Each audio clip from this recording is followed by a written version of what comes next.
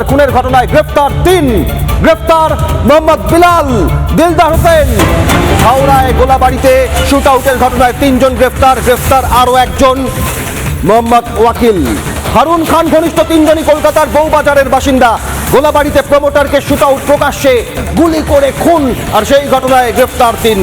হারুন খান ঘনিষ্ঠ 3 জন কলকাতার বউবাজারের বাসিন্দা। গ্রেফতার মোহাম্মদ বিলাল, মোহাম্মদ ওয়াকিল, দিলদার হোসেন।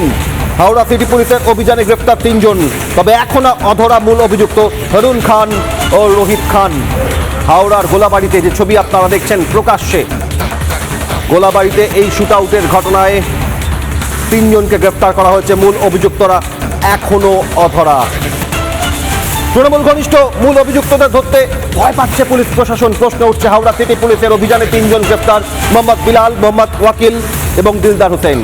মূল অভিযুক্ত এই হারুন এবং তার সঙ্গী সাথীরা প্রথমে এই বিলাল এবং পরে তাদের বউবাজার থেকে যে দুজনকে অ্যারেস্ট করেছে তাদের ফোন করেছিল, কনভারসেশন হয়েছিল।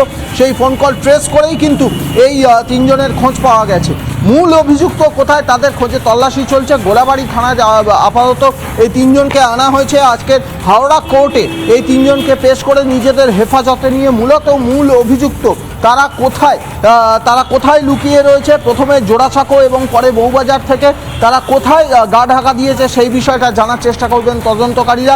ইতিমধ্যে গতকাল রাত এবং আজকের ভোরে এই কলকাতা পুলিশের সাহায্যে এই 3 জনকে গ্রেপ্তার করে আনার পর আজকের হাওড়া কোর্টে প্রোডাকশন করা হবে।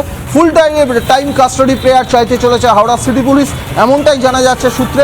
মূলত এখন প্রাথমিকভাবে জেরা করছেন তদন্তকারীরা।